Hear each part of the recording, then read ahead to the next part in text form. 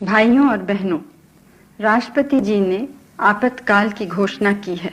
इससे आतंकित होने का कोई कारण नहीं है।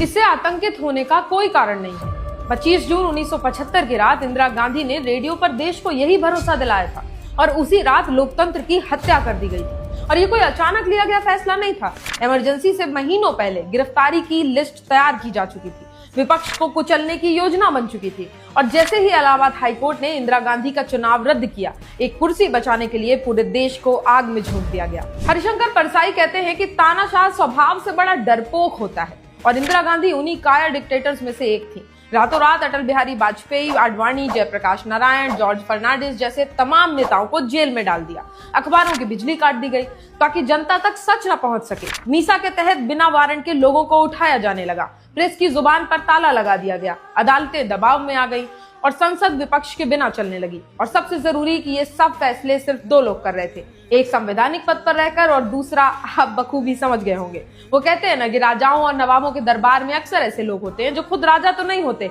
लेकिन पूरे राज्य की दिशा तय करते हैं। इमरजेंसी के दौर में संजय गांधी का भी कुछ ऐसा ही हाल था। मेरी नजर में राजाओं और नवाबों के हरम की रक्षा करने वाले पौरोशीन खोजा होते थे। संजय गांधी की गिनती भी आप उसमें कर सकते हैं। फिर शुरू हुआ नसबंदी का आतंक, जहां 13 लाख से बढ़कर 81 लाख लोगों की नसबंदी कर दी गई।